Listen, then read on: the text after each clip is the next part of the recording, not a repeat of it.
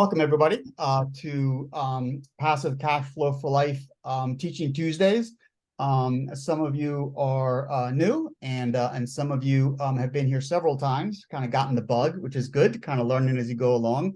For those of you that are new, Teaching Tuesdays really started off back in January, kind of as an introduction to multifamily for people that were either brand new or maybe had some experience in single family or small multifamily and wanted to shorten their learning curve, or maybe they already had a lot of multifamily, but they just wanted to grow to the next step.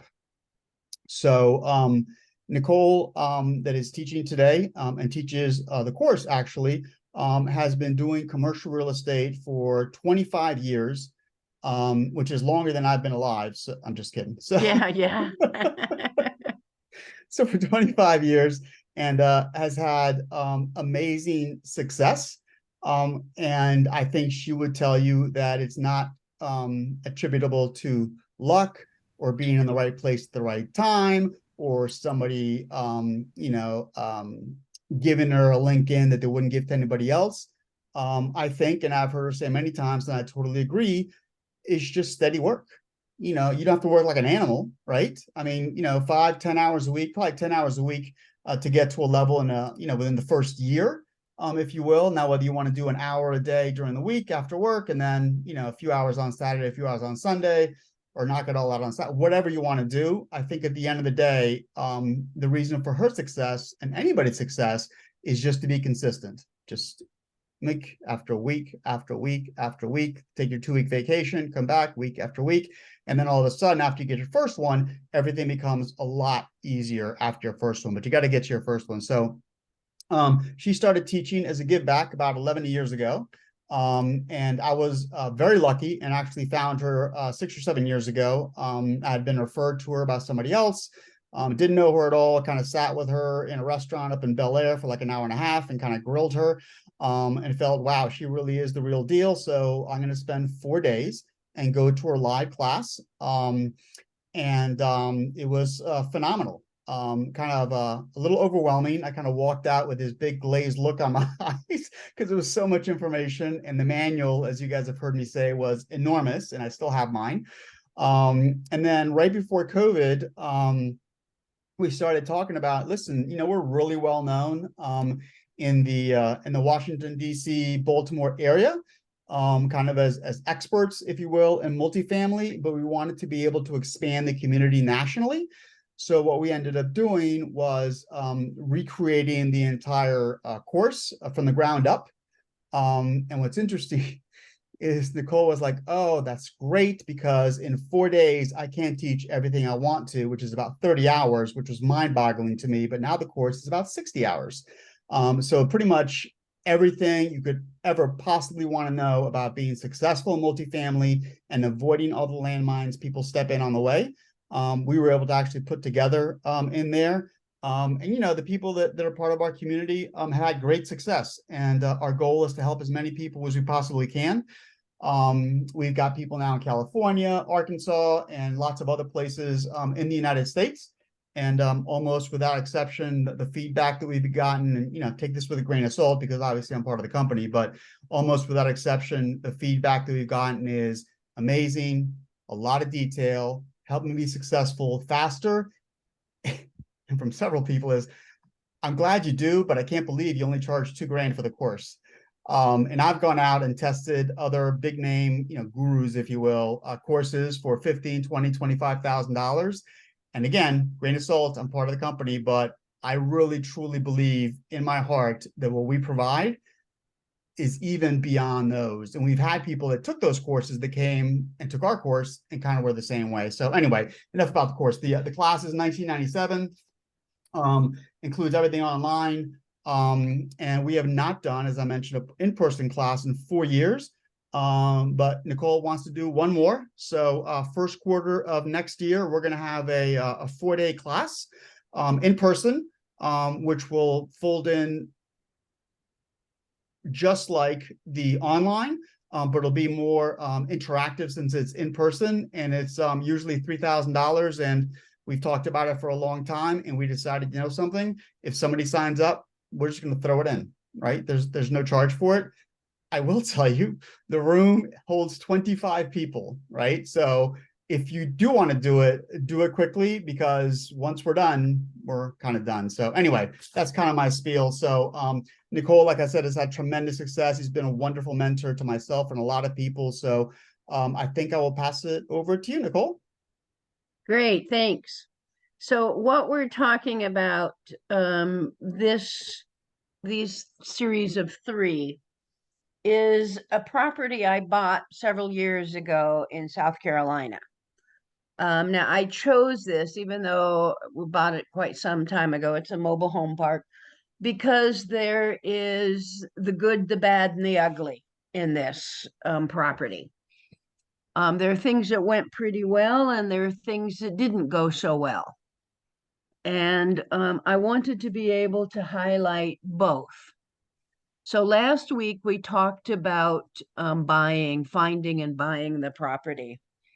Um, and the main thing that went wrong with this property is that um, basically we were given false information about the neighborhood where we bought the property.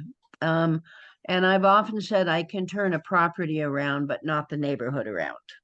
And this property is where that came from. So there was high crime, a lot of drugs, and it was something that was just, it was an issue from the time we bought it. So last week we talked about acquisition. This week we're going to hit some of the highlights of raising money to buy this property. And so what I want to tell you is that if you are pooling money, and we've done classes on this in the Teaching Tuesdays before, it is if you're getting money from more than one investor, you are triggering the Securities and Exchange Commission rules. So you have to abide by their rules anytime you buy something and are using private money. If something is a security, you have to use the SEC rules. So when we acquired this, we really thought that we were going to be having to raise money from more than one person. So the raise for this mobile home park, it's 138 space mobile home park in Florence, South Carolina, or outside of Florence, South Carolina. And so we set this up using Regulation D, which is part of the code 506B, Section 506B. B says that you have to have prior relationships with people before you can take their money. You have to know who they are. Reg C, which came about 6, 7, 8 years ago, was not yet passed. And so the one we had to use was 506B. The raise was $600,000. It was a cash purchase of $450,000. And we needed the extra money for closing and to bring some more mobiles in to get the property turned around. The reason we had to use cash was because this was an extremely distressed property. It was about 50% occupied, and we just weren't going to find lenders to lend on something that's this distressed, which is true for particularly now in this interest rate and this kind of inflationary time. Lenders are being even more cautious. And so they're really not lending on distressed properties. So the raise was $600,000. So we did not have a bank loan. So what I did when we got this, I sent a prospectus. Under SEC rules, you can't send out all of the details of any property. You just can't do it. It is it has to go as part of a package that your SEC attorney is going to put together. But what you can do is send like a 2-pager. This is coming, and it doesn't have a lot of the detail that the business plan or property package does, but it has enough to raise interest for people.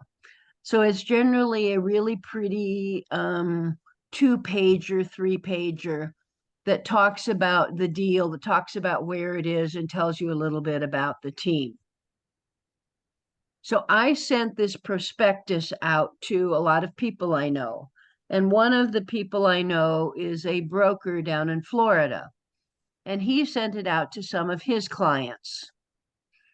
And one of those clients called me and asked for the investment package. Now, before you can send an investment package when using 506B, you have to get to know the person a little bit. That's kind of one of the rules that's sitting there, right? And I will tell you, a lot of times the SEC doesn't pay attention to the little guys like us. But all you need is one investor to be unhappy and complain, and now you're shut down.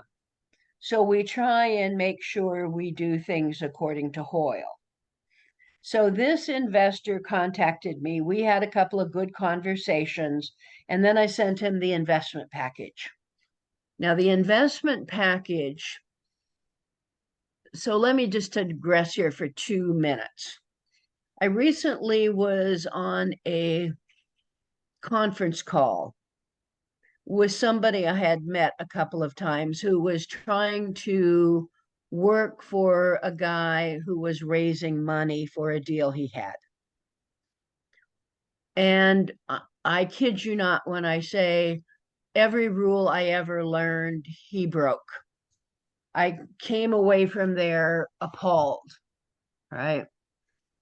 And because he had no package, he had no documents, he was asking people to just send him money and that he would send the wiring instructions and just send him money. And so that is real contrary to what is typically required from an investment package. Investment package starts out with a member interest purchase agreement, which is basically a contract.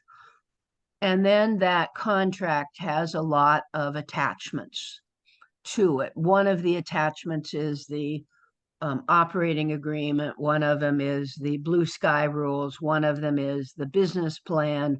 One of them is the, there's the documents that show you have set up an LLC. So there's several things that typically go along with that are part of the requirements. And so one of the things you can't do is you can't send out just the business plan without the other documents. It's kind of the main contract is basically set up to tell you what the investment is, what the risks are, et cetera, et cetera. And then all the attachments kind of support that. So this investor pretty much loved what he saw. He looked up the people mentioned in the, sorry, that was my phone. I forgot to put it on pause there. He looked up the people in the business plan. He looked up the SEC attorney. He did a lot of due diligence. And one of the things I have learned over the years is that if you're raising a lot of money and you're trying to obtain money from high net worth people, they pretty much have done investments before. They are fairly sophisticated, and or they have financial advisors who are going to look at the thing. So if you get to the point where you're trying to raise larger amounts of money, it becomes critical that you have a well put together package that they can look at. Okay. So this was a private lender. And this is kind of what he said and why he actually lent the money. Now, he wanted to be the only investor in this. So he basically gave us the entire $600,000 because he wanted to be very much involved in this. And he said that he lent the money because he was convinced that we were knowledgeable investors. He knew what he was doing. He was, when I say a big time mergers and acquisitions attorney, I am not understating that. I mean, he's a very well known mergers and acquisitions attorney. He also comes from one of the really well known European banking families that everybody would recognize if I told you his last name. So I was really surprised that he was interested in a mobile home park in South Carolina, but hey, I was all happy that he was. He also was impressed with the SEC attorney. He actually contacted our SEC attorney to learn more about him. He wanted to be the only investor. He sent a letter from his banker indicating that he had the funds available. This is pretty typical of high net worth people, that they have that kind of information available. So if you are dealing with somebody who says they can fund all of this, they should be able to prove it fairly easily. He needed tax breaks. So one of our agreements with him being the only lender is that we would give him 3/4 of the depreciation on the property, because that was where one of his primary reasons was he needed depreciation. And he wanted an 8% guaranteed return, and that's called a preferred return.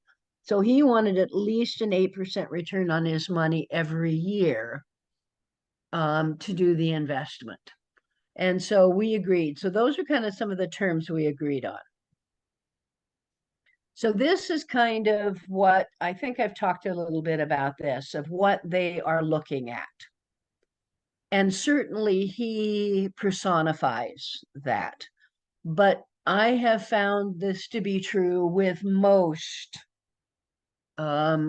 investors who've been investing for a while, is that they're fairly sophisticated and they know what should be included in an investment package. They know how to evaluate a package.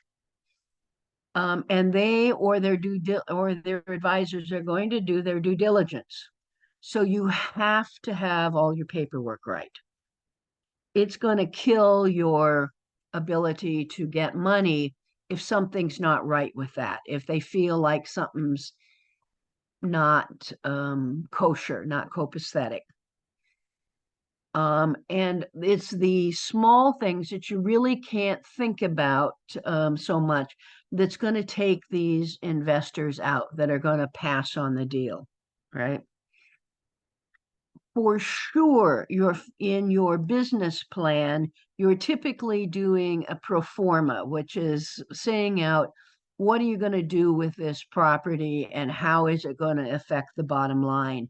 And those numbers darn well better be correct. If they find incorrect financial numbers, you can kind of put paid to using them as investors. The other thing that I have found that people pay a great deal of attention to is the team. Who is the team that is putting this together and who is going to be involved? Because as much as investors want to make money, I think all of us hate to lose money. So if there's anything I hate, it's to lose money on something. They're going to look that things are being done legally and compliance with the SEC. And one of the reasons they do that is that if you get caught up in something where you are shut down by the SEC, it can affect your investors too and their ability to invest going forward. So you need to make sure that things are done correctly. So some of the things that I have found over the years that makes our property packages, our business plan stand out more is that we have a very involved business plan that includes exactly what we're going to do with this property and when we're going to do it. And it puts numbers to those.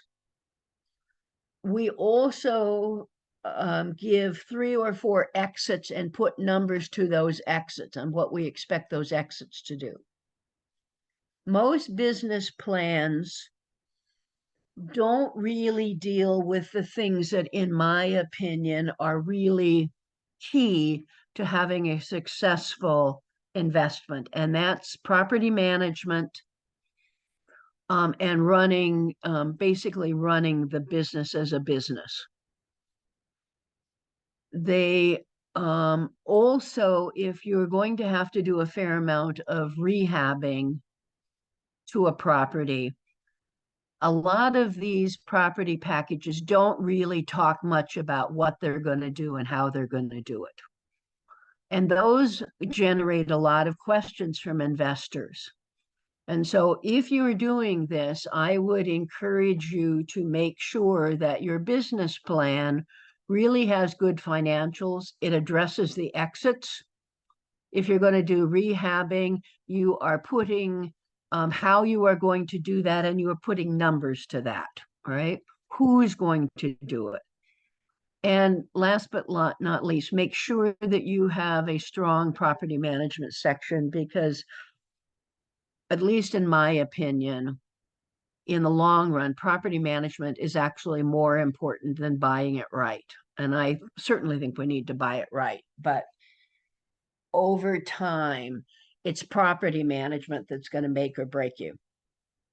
Okay, so this was not because of the drugs and the crime in the area. This property struggled in a lot of ways from the time we bought it. We were going to keep that. I am a buy and hold investor, and I hate to sell things once I have owned it, because it's so much work putting all this stuff together. But there's some things you just can't solve. And one of the things that, even though we tried like crazy, we couldn't solve was the crime and the break-ins and all of the things that went along with that. So we sold this in 4 years.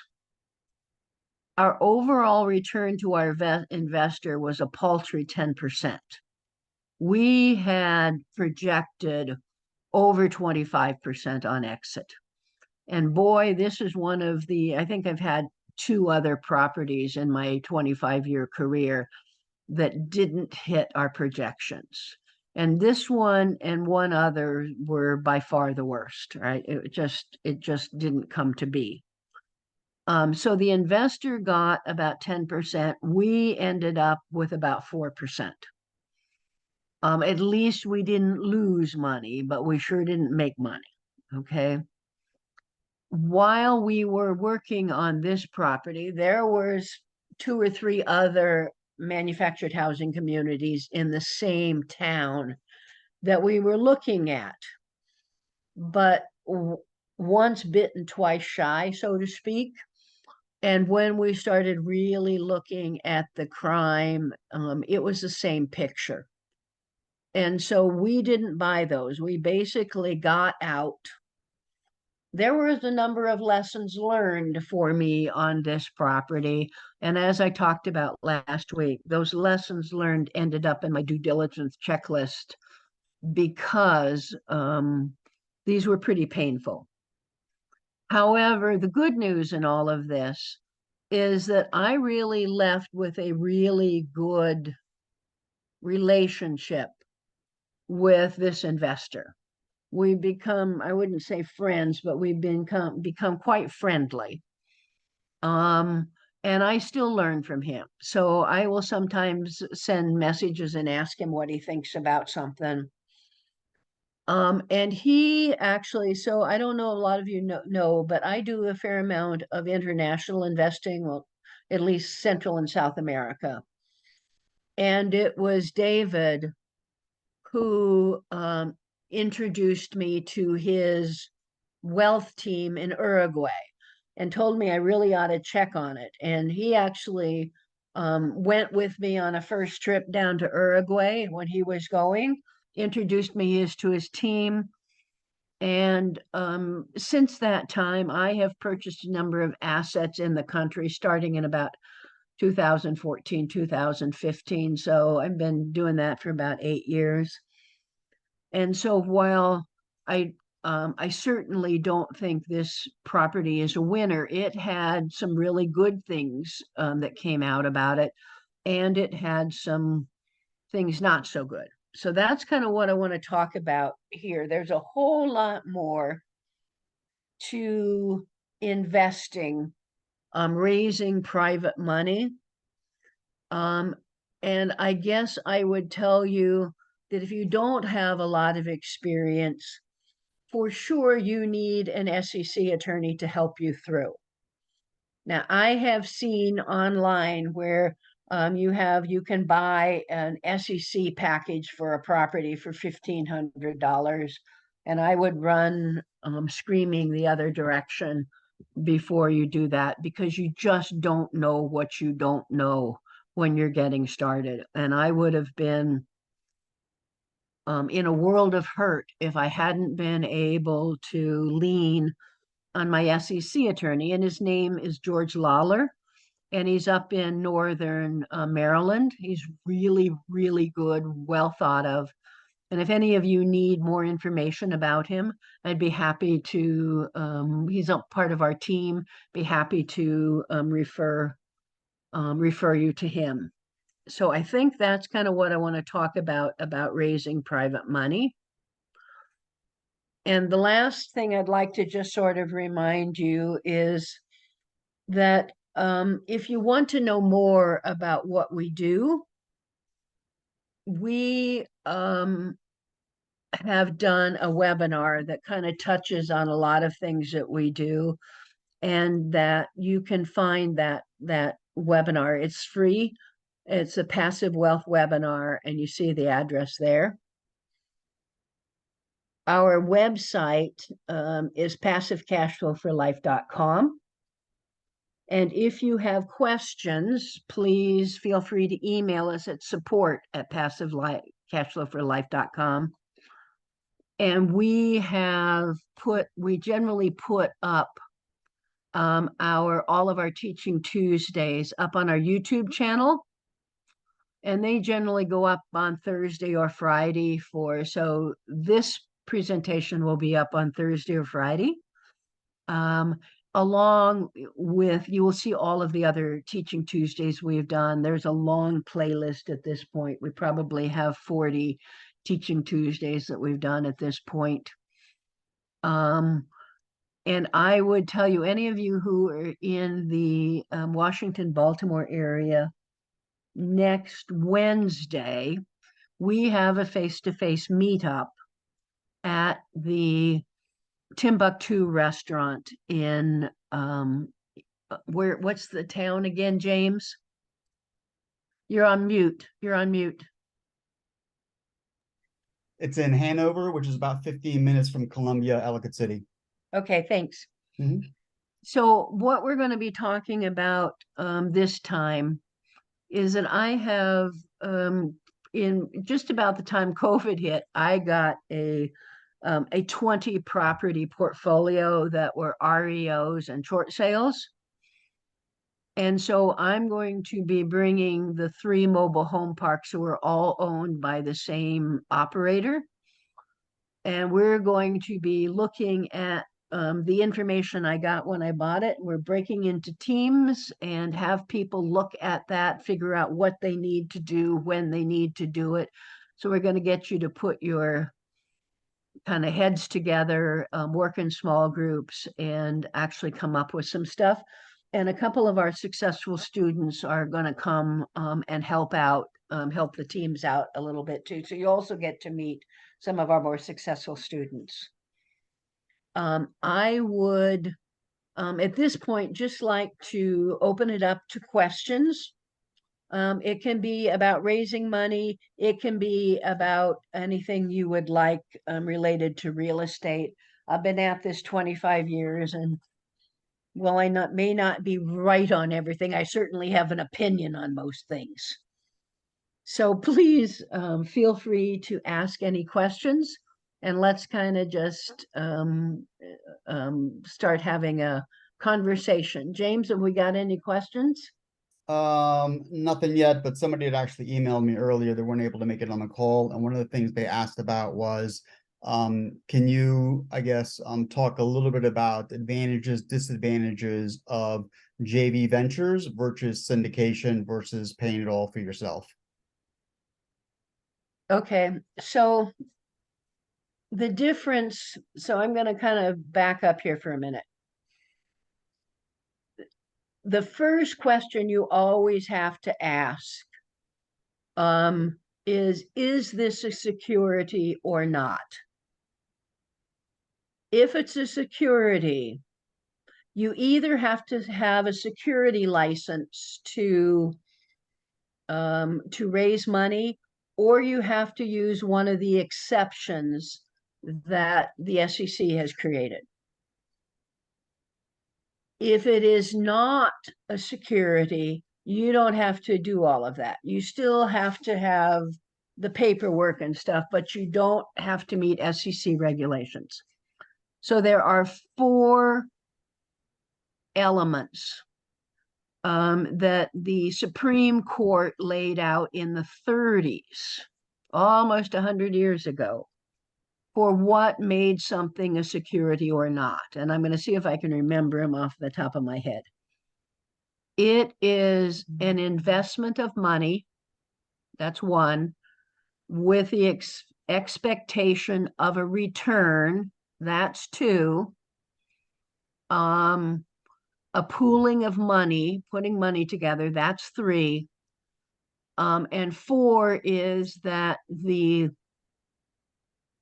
all of the decisions, or that the sponsor is the one for making the decisions to make money or not.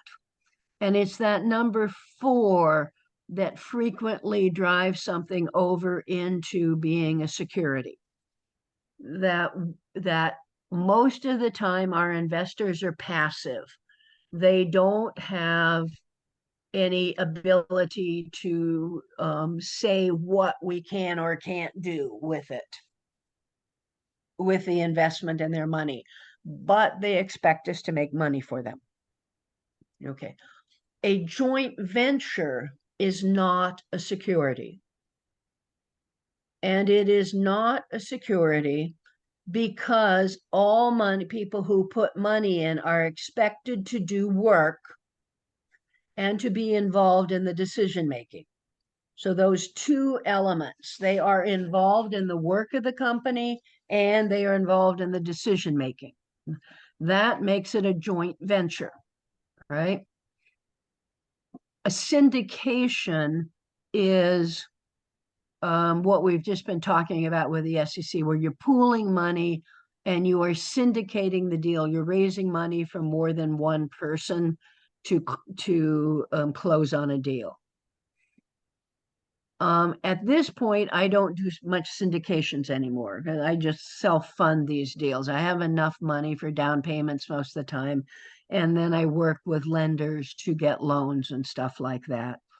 So for me, it was easier when I didn't have investors, because then if I lost money, I was only losing my own money. I wasn't losing other people's money, which was always causing me to have indigestion, that I was responsible for other people's money and making money for them.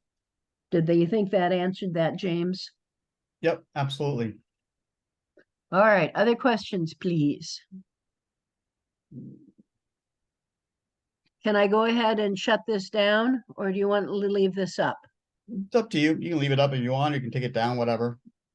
Okay, I can't see people's faces with Oh, this, okay, yeah. so then you have to kind of pay attention. Okay.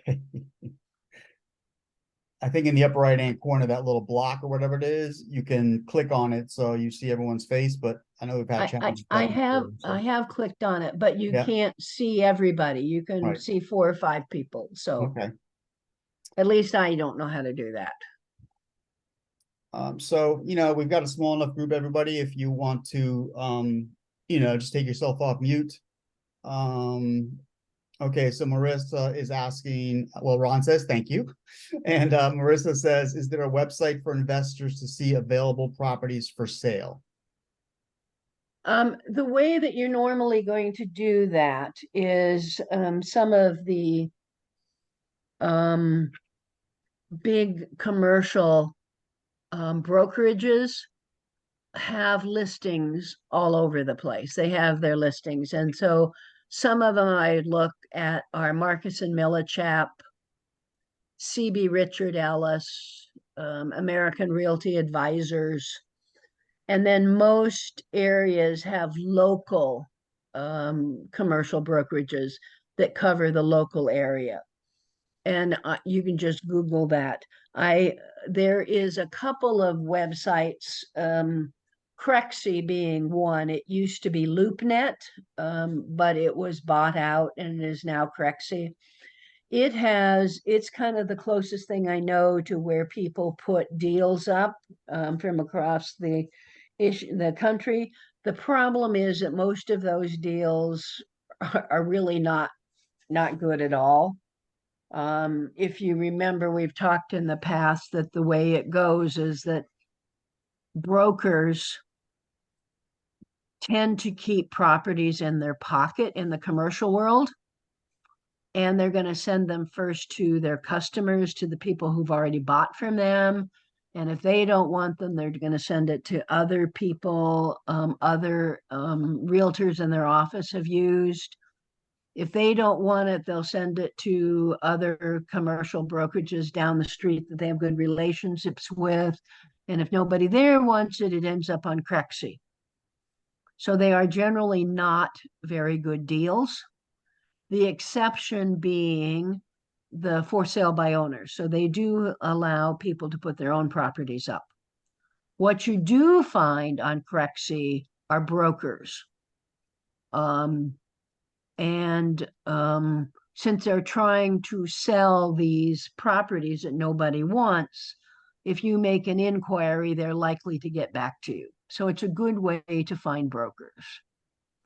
That's the only one I really know of. Over in the manufactured housing, there's the mobilehomeparkstore.com that has mobile homes and mobile home parks for sale. Do you know of others, James? It's funny because I was just doing a quick search to pull up some of the other ones, the names of the big ones. And I guess what I would do is kind of in line with what you're talking about is you always want to have more than one broker in an area. Don't let Oh, yeah. anybody ever talk to you. And I've seen these sent to me saying, please sign this agreement. You agree that I will be the only broker you will ever use for the next 5 years. I don't even know how people try and get away with that. But if you don't read the fine print, you sometimes sign stuff like that. And thankfully, Nichole has always taught me to read everything, as tedious as it can be. So be careful with that. You can actually just go on Google and say, wherever you want to do stuff, which is what I just did, commercial brokers, national. And then I found a couple of things that said Maryland. The nice thing about the big brokers is that you can just get on their mailing list and will automatically start sending you stuff. Now, some of the properties are really big, and some of them are a little bit smaller, but the nice thing is they've got a wealth of information on their sites about, oh, you're interested in investing in Richmond, here's like a whole package on Richmond. Oh, you're interested in investing in Pittsburgh, here's a whole package on Pittsburgh.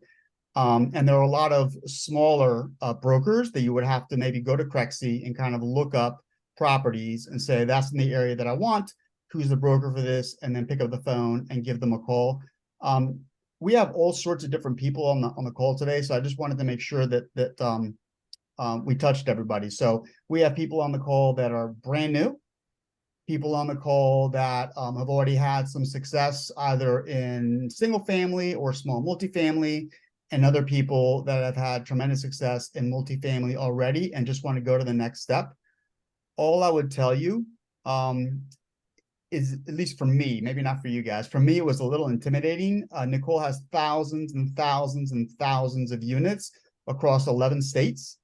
And that to me was a little intimidating, right? But the beauty of it is once you get into this business, and you follow the rules, right? And follow good education, people start sending you deals. In the last 5 weeks, I've had 1, 2, 3, 4, 5 weeks, 5 deals, 3 for actually not mobile home parks, RV parks, which I've never thought of. Another one for a little 6-unit in Baltimore, right? If the return is fine, I don't care. 6 units is 6 units. And another one for 144 units in Houston. And the reason I tell you that is that it doesn't matter where you are or what size you want, something's available for you out there. You just have to go out there and get your first one done, and then you'll have a lot more choices. So sorry, I probably blabbed on too much, but I just want to make sure everyone was comfortable. That's good points. Other questions? Let's see.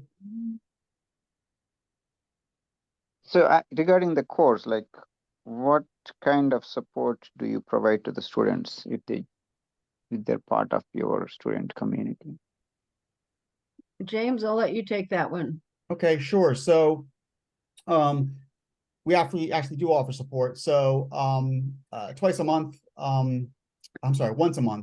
we hop on a call together, all the students, and we talk about, the market. People bring deals, they ask questions and stuff like that. So not only do you get a chance to learn from the quote teacher, but you also get a chance to learn from each other, and maybe questions you hadn't thought of, somebody else asked. So it's an incredible learning opportunity. And then at the same time, we've got a help desk, which actually ends up coming to me, which basically is you send me any question, and within 48 hours, usually it's less than that, but usually within 48 hours, I've got an answer out to you. And then, if you live in the area, or if you want to hop on a Zoom, you got a deal you want to take a quick look at and stuff like that, that's fine. I mean, don't call me like every day, but if you want to call me or reach out, I'm always, Nichole has been a tremendous help to me. So we all try and pay it forward. So yeah, that's the kind of support you get. Excuse me. The other thing that we do is if you actually get a deal under a letter of intent, so you found something that's good, if you want to pay our travel and stuff, we will go with you to do your due diligence on site and help you get that put together. So you actually find us having more help when getting more help once you have found a deal and have negotiated it a little bit, and you're ready to start seeing if you can, kind of what are the steps you need to take to actually close on the deal.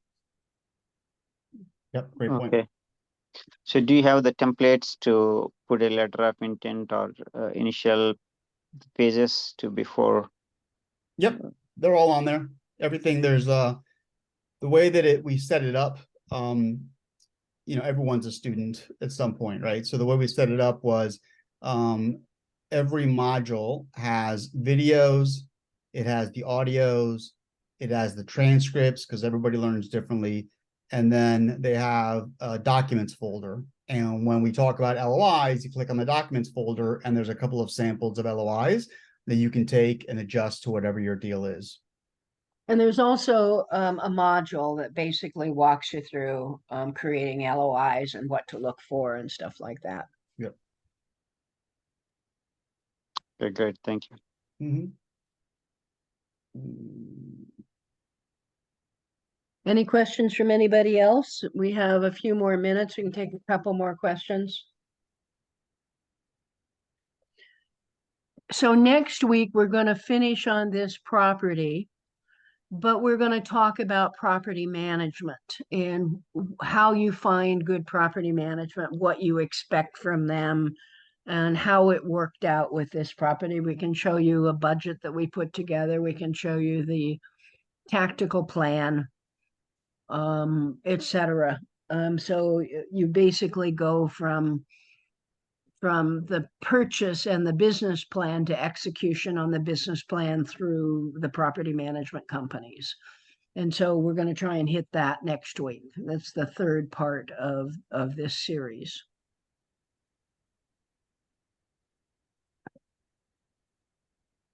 Other questions about real estate you'd like to ask? Hi, Nichole. This is Marissa. Hi, I have another Marissa. question. I have another question. Are you seeing a slowdown in purchasing of multifamilies or just real estate, period, because of the interest rates and in addition, I guess, to the government shutdown, potential government shutdown? So the potential government shutdown hasn't or probably won't have much impact. But the economy and the interest rates are certainly having an impact, and I'm seeing it in a couple of ways. But interest rates are actually starting to come down. So I've actually been looking at where interest rates are. And in the commercial space, multifamily is probably the lowest interest rate. So the average is somewhere between 5.75 and 6.62, something like that, which is higher than it has been. But but even when I got started, interest rates in the commercial were 7% and 8%. So, they're not that bad, at least from my perspective. What you are seeing is that in the next between 2024 and the end of 2027, there's about $2.5 trillion worth of loans that are going to reset. So in the commercial world, you buy it and you get a 25-year amortization, but it tends to balloon every 5 years or so. Because capitalization rates dropped so much, people were paying way too much for properties, that those balloons are now kind of on average every 3 to 5 years. So Morgan Stanley just put out, probably in the last month or so, an analysis that they think that in the commercial space, office space and retail are down as much as 40% in their valuation. And the properties in the multifamily, distressed properties are in a lot of trouble too. So what you do see with lenders is that the underwriting process is taking longer and there are fewer properties that are getting funded. Nobody seems to have an appetite these days for anything, any property that is not stable. And certainly that's what I have a tendency to go after. I tend to go after those properties where I can turn them around and make a nice return. So things are changing. They're actually changing for the better in terms of mortgage rates. Capitalization rates when people are selling, their average was 5.5%. It's up to 7 or so, 7.5, 8. Does somebody have a question there? I think it's just background noise. Okay. If you could mute, except for Rachel, So, obviously. so that's moving in the right direction. It's still hard to get loans. Things are starting to settle out, but I think it's going to be probably the new year before we really see how it's going to shake out. The rents during COVID went sky high, Mhm. and they're coming way down. So I just was looking at a national graphic from the rental associations, and they're down more close to the where you've typically seen that the average increase in rents over the year to year is 4 to 5%, as opposed to we were up at 20%. So I don't think there's a clear picture yet, but on the whole, I think things are improving. Did that kind of answer that? Probably, I don't have any straightforward answer, Marissa. It's just there's a lot of balls in the air right now. But did Yeah. that get at sort of what you were asking? Yes. I did. All right. Thank you. I'm sorry I don't have a, go for it right now. I'd say we'll see, have a clearer picture come January, February. Okay. Other questions?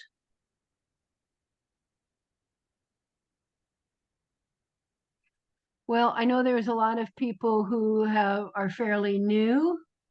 Actually, I see one of my partners on the line. Miranda, are you there? You open the mic and tell people she's kind of is a investor and has a very large property management company in West Virginia.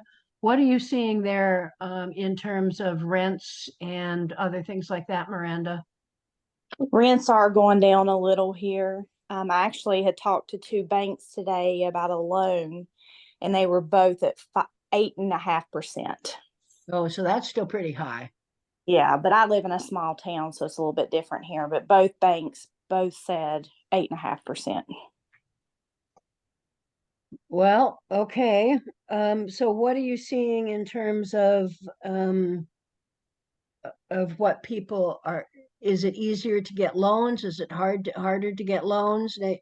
Miranda's not a typical person because she's got 20 years of investing and a really good track record. But what are you hearing from some of the banks, Miranda? That they are buckling down. I spoke to one of the vice presidents today of the bank, and he was trying everything he could to work with me, but he said, as you can tell, we're really buckling down on our lending right now. And he's hoping after the beginning of the year that things are going to kind of let up. Yeah, that kind of is about right. Have you got any comments about some of the things we were talking about, in terms of the overall lending and buying environment? No, I mean, you pretty much hit the nail on the head. Everything you were talking about, I was sitting here shaking my head. So Were I you was in shaking agreement. it back and forth or up and down? Up and down, up and down. Okay, up and down. Agreeing with you. So yeah, you made a lot of good points there. All right, so I'm actually also going to put Sharon and Jane on the hot seat because they are doing a lot of investing in the residential realm. What are you guys seeing? The same thing. And like especially what you were saying like last week about rentals, where people were trying to get the top of the market rentals and it's not being sustained. So we learned from you, and we're smart with our rentals. We're keeping at a reasonable rate. And even like we use a lot of private money lending, and even they are starting to get a little nervous and don't want to keep money out long term. We had a friend of ours we just spoke with that said that her money lenders are actually reaching out to try to get their money back ahead of schedule. So Yeah, money has been even tight with the lending. yeah, I portion. kind of there's actually been over the past 6 months some of the big private money, some of the big companies that use a lot, the hedge funds. There's actually been a couple of hedge funds that have just turned properties back over to the bank because Wow. the increases in interest rates. So, you know, however, I think there's going to be opportunities galore here in the next few months. So at this point, I'm going to sign off and thank everybody and tell you, we told you what next week is going to be. And I'm going to turn it back over to James, instead of not Jane. And we will talk later, hopefully next week. And James will introduce our partners over in the residential world. Thank you for listening, everybody. I'm going to stop sharing.